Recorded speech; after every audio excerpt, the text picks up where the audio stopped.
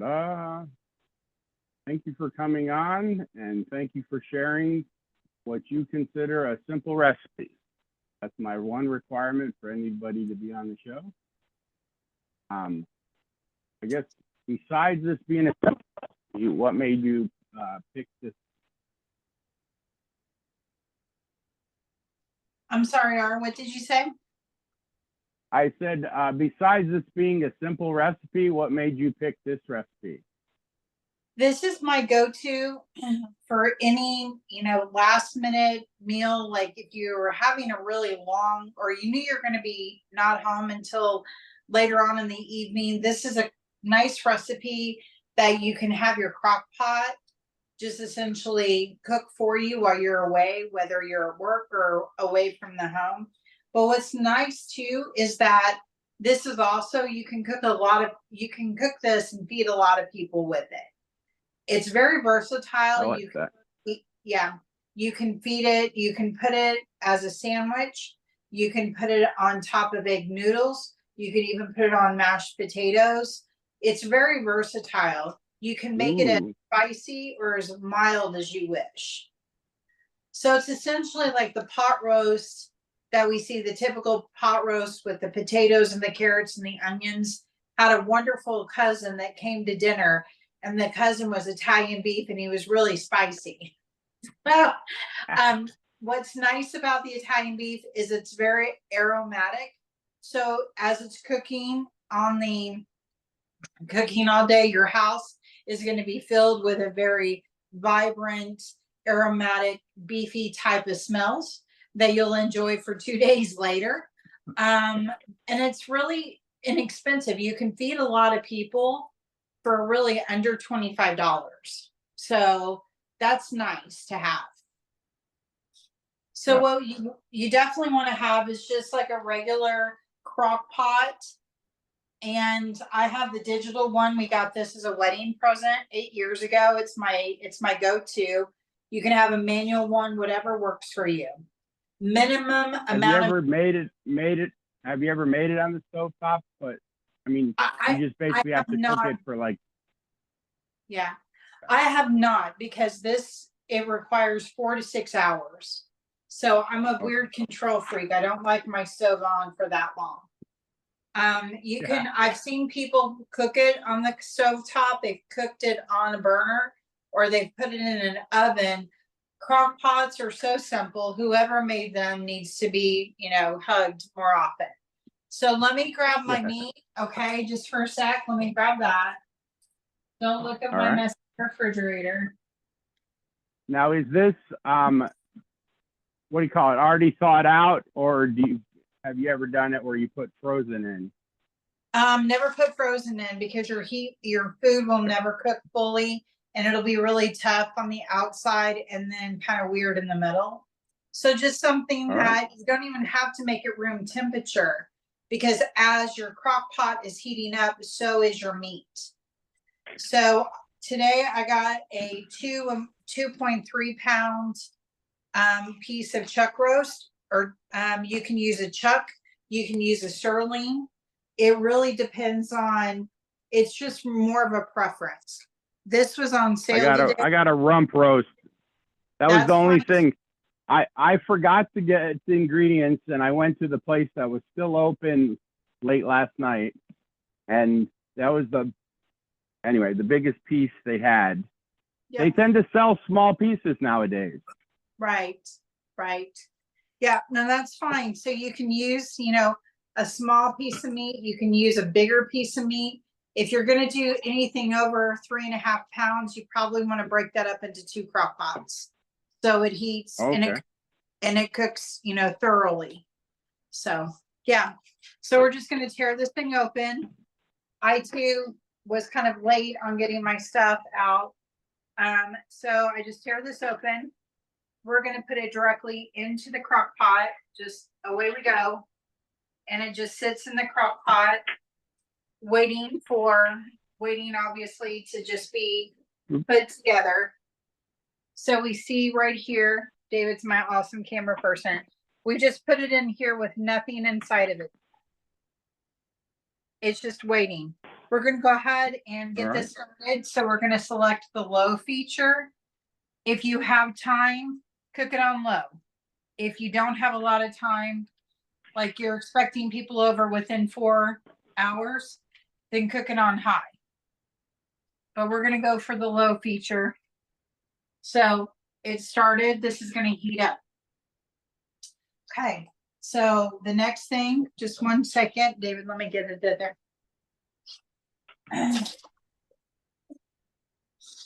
So I got some potatoes and onions, and carrots as well. Do you put the? Yeah, you can put it all in, that's fine. I make my Italian beef without any vegetables, maybe an onion. In our marketplace, we have what's called the Louis P&R Italian beef package. And it's all the seasonings for an Italian beef. So I just spread it in there on top. Let's see what. So I grabbed 2 of them, 2 different brands, and let me see what it says in there. It says salt, modified food starch, sugar, whey, dehydrated onions, green and red bell peppers, garlic powder, onion powder, some kind of yeast, MSG, soy protein, beef extract, molasses, and then a bunch of what do you call it? Colors and gums. Right. On that one, and then this one has rendered beef fat. That's really the only difference. Oh no, celery seed. Right. You can make it naturally with all the ingredients. You just, and essentially subtract. If you want to do it a little bit more naturally, you can do that. I just like the Louis style, Louis P&R. My next. Yeah, I mean, you don't need vegetables because I mean it's got garlic, onion, green and red bell peppers. What other veggies? A little bit of molasses. Yeah, it's all in this powder. Right. And it's locally based. It's made in Johnson City. So it's a local, we certainly like to shop local as much as we can. And I would have gotten my beef from Smalls Market here in Marion, but I ran out of time yesterday. The next secret ingredient I have is just your regular onion soup and dip mix. And pick it up. Put it on You're top. just putting some onion soup mix? Yep. Because it's also got like a beef base to that. Wait, onion soup mix has a beef base? Yep. Huh. And this is really great you for don't hamburgers. Yeah, this is really great if you mix it with ground beef and you shape them and cook them as hamburgers. They're amazing. Okay. So I don't have any onion soup mix, so I'm just going to put an actual onion in. Put an onion in it. That's fine. Yep. And I guess I could put some onion powder. Yeah. And you'll just want to throw your onions in the crock pot. All right. Put some onion powder. Now you just pour it over the top of it, right? The powder. Just pour it over the top. Yep. Okay. And like with my onions or the onions, you would just put them on top. You don't have to put them on the bottom because they'll burn. You'll want to put them on top so the juices will flow into the beef. Got it. Okay. And then also potatoes. You can have it. Yeah, that's going to be more of a pot roast. You can just set those aside if you wanted to, or you can throw them in there. That's your choice. So hang on a second.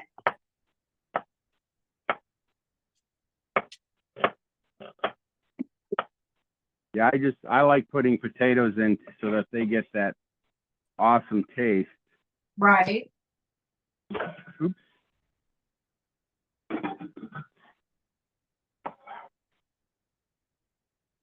This is my way of using up some potatoes that need to be cooked pretty soon. Yeah, that's a good way to get rid of your potatoes and your onions for sure. All right. All right, so the next step is to use some beef broth.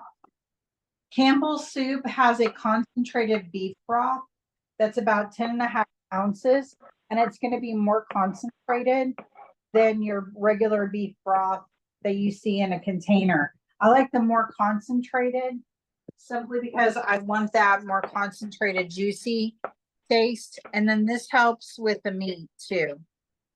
It keeps moisture in there. We just pour that into the crock pot. And then pepperoncinis, good old pepperoncinis. Just do a dash of pepperoni juice. Go ahead. About how much liquid do you think you put in? You don't need to put very much, right? No, I put about 12 ounces in, so about 1.5 cups. Because through this process, the meat is going to have its own juices. And so by the time this is over, your meat will have a lot of juice that have rendered up. But we want that. Oh my, we're going to get this on the floor. We're improving today. So now that we've got No, it's not improving. It's cooking like you normally do. Right. Like, oh my God, something fell on the floor. Got to get it before the dog does. So everything's in here. Well, this is not, you know, that happens in all cooking shows, except they edit that out. Right. Right. So here we have, here we have our, you know, our spices and everything on top. Everything's in there. We've got some peppers in there. And if you don't like pepperoncinis, if you don't like it to be too spicy, don't put any pepperoncinis in. Just leave it as it is without the pepperoncini or the pepperoncini juices. And then from here, your crock pot will do the rest for you. And you simply put the lid back on the crock pot. And you just let her sit there and it's going to cook on its own. And around the 4th hour, about 3.5, 4 hours into it, you're going to want to just test the meat and then start pulling it apart. And then the juices with the pulled meat, they'll like bond with each other, and your meat that has cooked will absorb the juices around it. So when you put it on some bread with some cheese, or you just put it on noodles or something, or even by itself, it's going to be nice and juicy and kind of full of all those flavors. Got it. We've essentially taken the beef and brought it to life. So you said about the hour 4 out of 6. Yeah. So then you keep cooking it. Just keep cooking it. After you spread, if you start shredding the beef and you see that it's pretty much done, like I know this crock pot cooks a little bit slower, whereas my red crock pot cooks a little bit faster. You just want to test the meat, start pulling it apart, and let the juices just kind of rile in with the shredded beef. And you see like, oh, it looks done to me. It tastes done. Then you can serve it anywhere between that 4 to 6 hour time frame. Now, how do you pull it apart? How do you pull it apart when it's like, what do you call it? Hot. Yeah, you just use a fork. And sometimes you just put a big cup of, you know, if it's a big piece of meat, then you're just taking it out of the crock pot and slapping it on a cutting board and just cutting it up enough and then throwing it back in. Okay. That's what I do. But a lot of times, by the time it's cooked through, all of it's going to just start coming apart anyway. And then it just shreds naturally. There's not going to be too much pulling on it. You just take a fork and just start going like this. Okay. And then it comes apart, and it's amazing.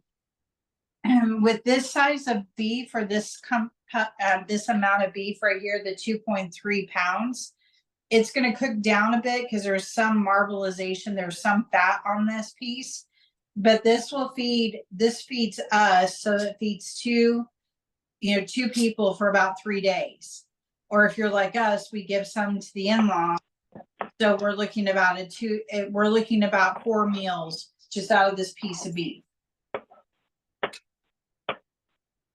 So I just found, all right, I'm overdoing it with the potatoes because I have some that just need to be used up. yeah, that's fine. So you normally just, again, pull it apart and then just serve it on a piece of bread with anything? 'Cause Bread look what with I found. I found some, I just forgot how to pronounce it. provolone mozzarella. This is giardiniero. Mm-hmm. Yeah. Like, if you like spicy. Yeah, that's can put yeah. You can do pepper jack cheese, you can do provolone, you can do a Swiss, you can do mozzarella. It just depends on your particular, like what you like. Okay. So I look forward to my whole kitchen smelling phenomenal. And Yes. I guess, you can share a picture of what yours looks like when it's done. Absolutely. I'll send you a picture and then you can share it with the group. But it's very And I have one extra big potato, and I'm going to make some fries to go with it. Oh, that'll be good. Fresh fries. Yeah. Yeah. Because you can make French fries. This is a nice potato. The rest of them were like, yeah, they're borderline. You don't really you want to make them in a stew or a mashed potato. You need to just use them up. So right. In there. Well, even with the fries, So. you can put the beef on top of the fries and put the cheese on top of the beef and serve it like a Philly. Like a Philly steak. Go. Yeah. But what's really nice is that it can cook for you while you're away from the kitchen. It's cooking for you. And when you come home or when you're ready, it's going to be a nice meal ready for you and your friends. Or if you have a potluck or if somebody's sick, or somebody has passed and you want to drop off a dish, Italian beef is always the go-to. It's a nice hearty dish, especially if you're looking for something that can be paired with so many things. It's very versatile and it's very easy to do. So simple. So in the South where I grew up, we call this Sunday go to meeting meal. While you're off at church, this is slow cooking. When you come back and you just want to like kick off your church shoes and just lean back and don't want to make anything, it's ready to go. Right, exactly. It's a good Sunday meal. Anybody have any questions and anything you want to say to wrap up? Or just like, let's see. Thank you for sharing. Wrap up. Oh no, thank you folks for watching today. Thank you for letting me share with you another recipe from my kitchen to yours. Oh. There you go. This is what I like to put on mine. I don't know. My Italian left my brain. Giannaderio. It's just like, what do you call it? Chopped up, bell peppers and cauliflower and carrots and olives and olive oil. Yeah, I know what you're talking about. The bruschetta or something. Jar, yeah, I know what you're talking about. Louis,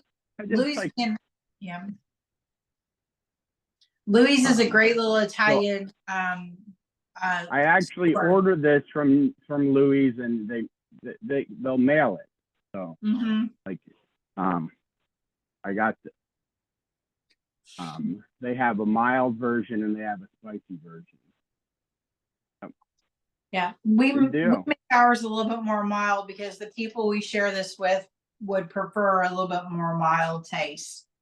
Yeah, anything else? That's what I like. That's what I like about the peppers in the oil. You can just put as much as you want, or you put pepperoncinis on it afterwards to your desired spice. Right, exactly. And it's so sweet. It's just waiting. It's just cooking away. It's going to do its thing. You just go do your thing, and then you guys meet, and you meet back here in around 4 hours. All right. Thank you so much. Have a You're good one. welcome. Thanks, everybody.